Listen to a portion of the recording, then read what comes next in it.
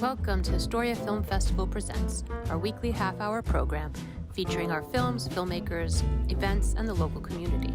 Today we're speaking with Geneva Peschka, Ushshi, Kelly Teacher, and Samantha Pranger for their collaborative work on the documentary web series Women. We'll also be hearing from Marta Márquez, Michaela Zannou, and Carolynn Cecilia. The piece speaks to so many different, it's so intersectional that it's beautiful that way. The activism is very all-encompassing, which is nice because it's rare that you see that happen all in one piece. Truly, I think one of my favorite parts was not just, like I do front-facing stuff and it's nice, but I think what was great about Geneva was she involved so many of us, not just to be front-facing, but in turn empowered us to autonomously explore parts of media. Like I got to direct one of my best friends, my sister, in this and give her a voice in turn too. So it was very much, it was almost like even though it's her project and her brainchild, she made sure we all felt like it was like a relay race and we all got past the baton a bit. And I think there's something so beautiful and interactive about that in and of itself. Yeah, I mean, Geneva was like, I think that she did such an amazing job with the concept that like the concept was there and then she stepped back for like so much to let everyone else really like figure out what it is like within each smaller story. Yeah, Geneva definitely encouraged us every step of the way to like direct this. Okay, you're executive producing this. Giving this like so much responsibility in this beautiful project that she put together, and you just like come into that and you just need to do a good job. And she asked me to come on board. It felt like the perfect time, and it was nice, even though it's so much her vision. Just like being a part of it felt like being part of this team, and I didn't realize how much I would enjoy that in filmmaking. I think a lot of us who are like more self-directed or like work solo, we forget like how much being part of a team makes a project what it is. That's awesome. Kelly, what's your, how did you get into filmmaking? Well, like Sam, I went to film school. I went to USC in Southern California. I started working at Teen Vogue as a video producer and editor. And before that, I had done like music. I had directed music videos and worked on some tour documentaries. My documentary has been put on quite a pause because it requires a lot of international travel. But I've been following a whale conservationist who is trying to change shipping lanes around the world to save the critically endangered blue whale, along with a lot of other whales that die accidentally from large ships that cross their feeding grounds basically and run them over like roadkill. I'm doing I do a lot of things, but the book I started, it's been in conceptualization for a while. There's been a few I'm working on. But in November, I started very seriously writing a book, what started out to be sort of an intro and a primer to psychedelics and that experience, and sort of like a part memoir, part philosophy, part, call to action for both the decriminalization and the use of psychedelics in mental health for the future. And then 2020 happened. And so it became quickly from I'm writing a book on psychedelics to I'm writing a book about the time. And this year, I look at my life sometimes this year and I'm like, this is surreal. I feel like I'm living in a movie.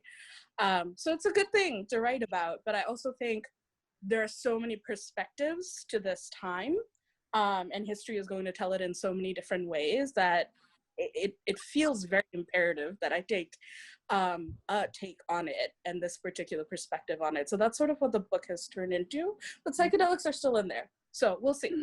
I would assume that during this time, psychedelics are more important than ever for mental health. I would go within. Geneva, what are you up to these days? I just launched the Women series actually as a podcast. Oh, I did. I saw that. Yes. Woo. So I'm excited about that just because I think well, so many different ways it's going to be more accessible to people, but then also it's a completely different experience than visuals. And of course the series is about representation and making sure that more people have their incredible stories seen and heard. That has just been now released in an audio format podcast, so it's on Apple, Spotify, Breaker, Pocket Casts, and we'll be expanding also at some point. I am just wrapping up a commercial campaign that I'm directing, and which is exciting, and I have another series in the works. What are you up to these days? Well, as she said, mainly contending with my own mortality. But I do think, well, about this time last year, I officially moved out of New York, which was, I mean, it takes you like a year to get over it, I think. Where are you now? I'm in Austin, Texas. Oh, okay. Yeah. So kind of, growing new roots, and I was really planning on traveling a lot this year, so I'm not really sure what I want to say yet. I'm still getting used to like a new environment, but that's hard. That's hard even without a pandemic. Yeah. I did start a small business though, small scale plastics recycling. Oh, cool. So that's kind of exciting. It at least gives my hands something to do, because I was going crazy not having like one thing to like keep some RAM occupied or whatever. Fortunate in that my background really geared me for a time like this. Like, I'm from Bangladesh. I'm the first generation after the war. I come from, family of revolutionaries, of, serious hardcore political oppression. Life or death is very different over there than it is here. And it's part of why I moved to America, to like be free, from all of that. And then this hit. And I think it was one of those moments where I realized with all due respect, I love this country, love its people, but the fragility of Americans. Yep. It was really evident as to how my folks back home, and my dad's on dialysis, he's a patient, he goes to the hospital like several times a week, we're handling it versus folks here, we're handling it. And, it sucks that we have like a desensitization to death and destruction and life forces beyond our control. But I also think like once you make peace with that, not shut it off, not be so stoic to the point of where you don't feel people's pain, but I think once you both make room for that and understand that it is what it is and to be present with it, it's not as hard. No, absolutely. I have a friend, we were both freaking out together. We'd go for walks, masked, distanced walks. And, and she said, well, you seem better today. What happened? I said, well, I accepted the fact that I may die. And she was like, well, that's horrible. And I was like, no, because it's okay. Like, it's okay. We're all going to die eventually. If I accept the fact that we may die, and I'm okay with that, I can then live, right? And I'm not constantly just terrified of dying. And she was like, that's way too morbid. And I was like, all right, that's how my brain is handling this. I'm not preaching that that's what you need to do, but it sounds similar to what you're saying, like you have to come to terms with it. Handling my own mortality is not a thing. Like, I've made peace with that since I was a kid, but people I love though, that's a lot harder. Sure, it's Ushshi, Instagram, USHSHI. Cool. Geneva? My Instagram is Geneva, but it's spelled Gneva. And you can go to my website as well, which is www.genevapeschka.com. And you could also go to the Women Series website, which is www.womendocseries.com. And there's you can actually see the series information is there, the team information is there. So if you want to know more about each of the people who contributed to the project, their bios are there. And for anyone who has a website, I've also included the link there, so you can also learn more about them as well. Perfect. Samantha? Yeah, you can reach me through my website at www.samanthapanger.com. And Kelly? Yeah, I think my website's probably the best as well. It's my name, Kelly, Kelly, teacher, like a school teacher.com.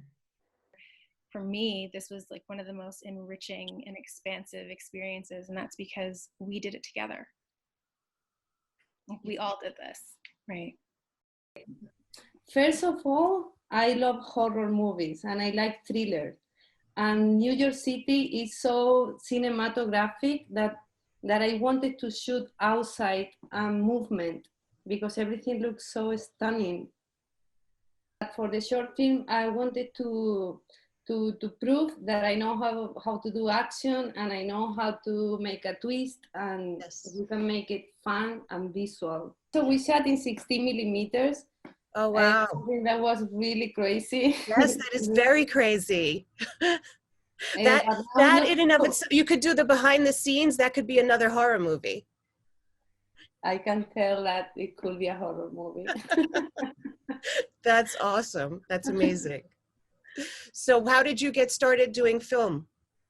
I always liked, since I was a child with my brother, we used to have like little cameras and play around with it. And I'm a journalist myself, but when I finished my studies in Madrid, I decided to go to New York to study filmmaking and pursue a career in filmmaking. So I've been always very, very interested in telling tales, especially horror. Yeah. What got you started in horror? What was your first?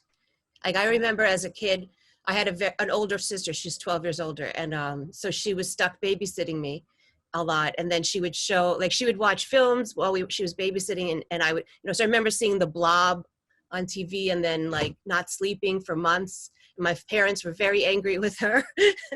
So what was your first kind of horror film that hooked you into horror? It's kind of the same. I have a theory also, because I think that when you have someone, when you are a child, that makes you watch horror, this is when you feel the real horror, because you don't know better.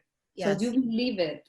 Yes, yes. And I think that after feeling that, you end up feeling that again as an adult. And you were addicted.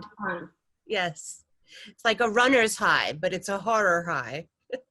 Yeah, you're looking for that, no? Because I remember like being a child and watching like even Thriller from Michael Jackson. I was like, oh my God, this is so scary. I used to hide behind the couch to see a music video, right? Yeah. So, but that feeling, you never finish to pursue to feel that again. Yeah. And you are younger and you think, oh, I'm going to be a filmmaker. This is not going to happen, It's not so realistic. So I went to study journalism because I thought that it will be a more steady career and that I like it. And I like it a lot. And after that, I studied a master on radio. When I was there, I did a documentary only with sound, so beautiful. But after I did that, I was like, it should have image, Yeah. If you are able to tell a tale with sound and produce all this and edit and use all these effects, how cool it will be to do it for real. And also then, when you work with journalism, you have to work with reality. Yes, yes. Which can be more horrific than the fiction, especially nowadays. Totally. Yeah, sometimes people tell me, oh, you like horror movies so much, and the world is so scary already, and all these conversations around. But I think reality is way worse. And I feel like I've said that, like, so we do film workshops with kids, local kids, and they always want to do horror films. Like, they get to choose what film we produce as a group. They always want to do horror. And I think it's a way to control the scary, right? You create this world, you control this world that you create in your film. So it's much less scary than the horror of the reality, right? So it's like you take control of that fear in the film as the director, as the filmmaker, you know? Totally. I'm into fiction. I love fiction, horror and thrillers and killers, crime, but I don't like the reality.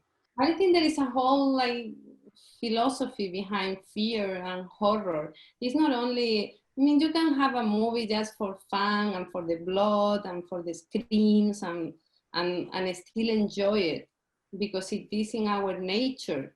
Yes, yes. Here in Spain, for example, we still have bullfighting, which is very violent to see. Right. And it's real life. Yes. It's supposed to be entertainment. I mean, if you think, you know, 100 years ago, killings, like, you know, or you think of like the gladiators, or like people went to public hangings, and, you know, so there's never been a time in history where human beings have not viewed killing as entertainment. It's true. Like people used to go witness executions, right? Exactly. And it still happen in real life in other countries. Yes. And people go and witness this. Now we have the chance and the opportunity maybe to fulfill this desire that we all have to see what's going on, what happened. No? But it's fiction and it's different. Yes. So what are you working on these days? I've been locked down in this land for the whole year, I can say. Yes, yes. So I've been writing, I've been re-editing old projects, and I'm gonna release something that I produced now in New York a couple years ago, which is I'm very excited about it also, but still I cannot say. And what else I'm doing? I'm just waiting for this madness to pass. So where can people find your work? Like Instagram handle, website, if you want to tell. Even though I've been working always as a producer, a filmmaker independent, like a couple years ago, I opened my own company. It's independent, little underground. It's called Chico and Punky Productions. I love that name. I saw you on Instagram. That's awesome.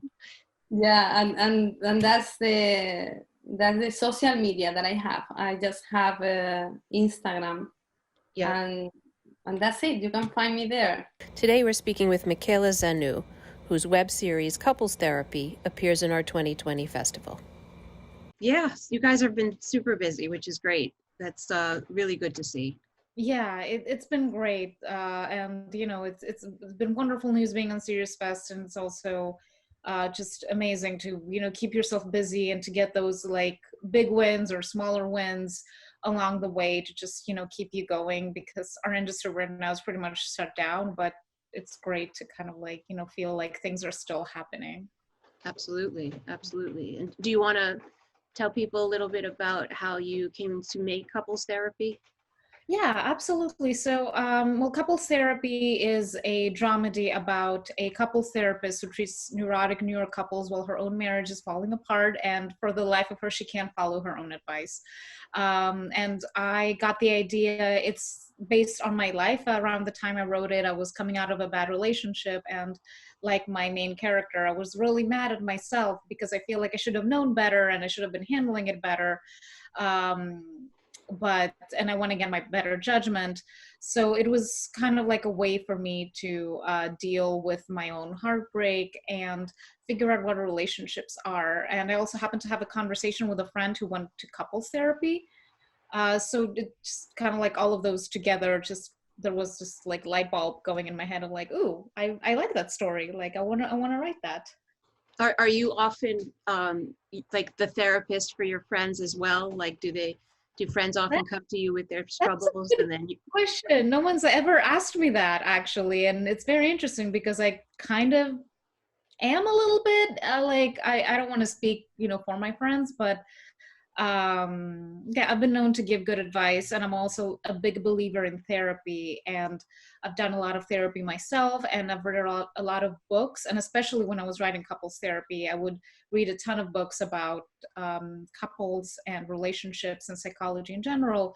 So I feel that I'm familiar with you know, the way therapists, you know, view things and talk about things, and the importance of communication, because I actually had a conversation, like kind of like interview conversation with a couples therapist, and she was like, if I could sum up couples therapy with one word or like two words, it would be bad communication.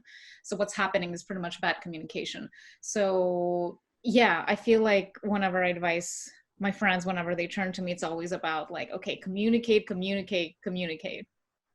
What are you currently working on as we all sit and wait? Well, yeah, couples therapy is definitely taking up a lot of my time promoting and figuring out the next steps.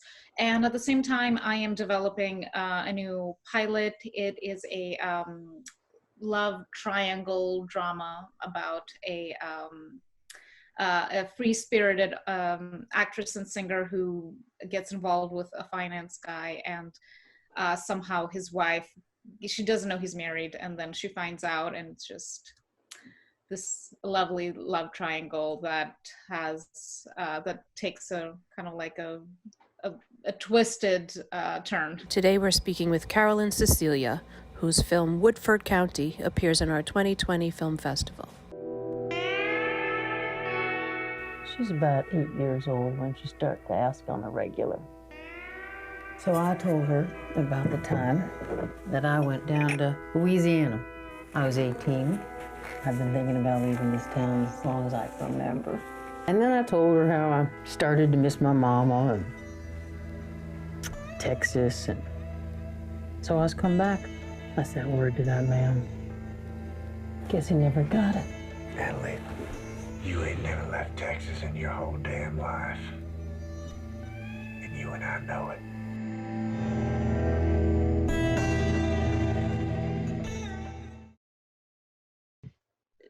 Tell us about yourself and your background and what led you to make this film. Okay.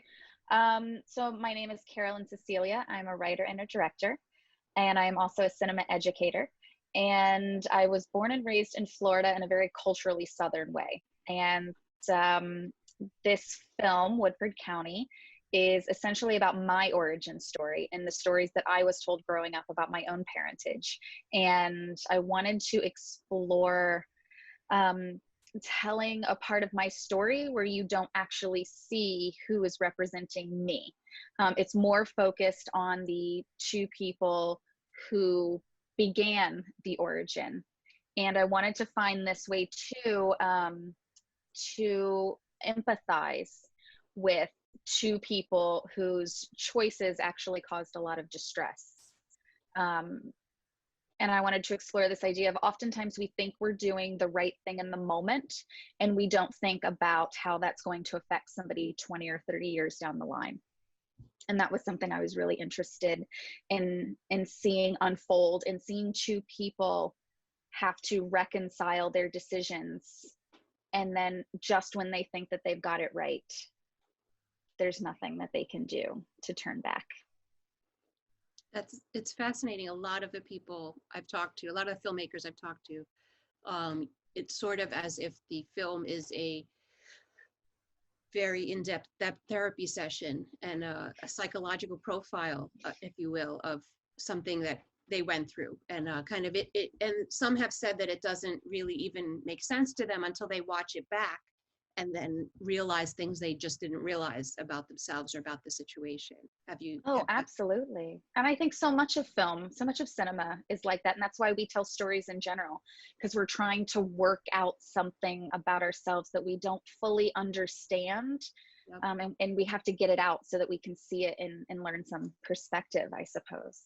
And I think that's also why films and TV shows have such a deep following, because in telling your story, you're helping other people resolve their own issues, you know, that they had. it was amazing through the casting process and talking to my actors and the time that we spent together in rehearsals, learning their stories and why they connected to the roles and what we all had in common. That's wonderful. I mean, kind of best case scenario in filmmaking is that you all come back having a better understanding of yourself and and people in your life that maybe were puzzling. Absolutely. And I think it was interesting as well because Woodford County takes place in a fictional county in Texas that I have placed outside of Amarillo. But we shot it in Massachusetts because that's the furthest our budget could take us. But I had such a culturally Southern upbringing that I knew it had to be in the South. And I wanted that Southern feeling. And it was never meant to be in the snow. It just so happened of that entire season, that was the biggest snow we had, and then it never snowed again. And so it was just like, well, thank God I put Woodford County in North Texas. Like I was Googling, does it snow in North Texas? Okay, cool. No, this is intentional. But that season, I was actually finishing post-production on another film, and we were waiting to do a pickup in the snow because the year before we couldn't get it. And the only time it snowed was when I was filming this movie in Massachusetts. So my other film, it's all CGI snow. I just couldn't make it happen. Oh my God. Yeah. that pretty much sums up life. Yep. And I tell my students that as all. I'm like, welcome to filmmaking. Yes. Enjoy. What are you kind of up to these days? Are you working on any new projects? Well, other than survival, trying to not get the COVID. Yes. I'm teaching. I am an instructor at the New York Film Academy. This is my third summer with them, and then I'm with them during the year as well. I'm in post-production for another short. I am working on the script of turning Woodford County into a feature. So we're working on that and then thinking about funding and where we want to shoot. I have a TV show that we were pitching right before COVID started. And so now it's just me and my partner. She and I are trying to think like, okay, well, how can we, maybe put a sizzle reel together or do something so that when it is time to get back into production, particularly in New York and abroad, that we'll be ready to go. I was getting ready to direct. About 2 weeks, we were all scheduled to do another short film right before everything shut down. So right now we're just waiting. And I've recently been asked to direct a series that will mostly take place on Zoom. Reach you and find you. Instagram, Carolynn Cecilia on Twitter. You yes, I'm on IMDb. I got IMDb Pro. I got some stuff on Vimeo. Yep. I got a TikTok, but it's secret. It's a private TikTok.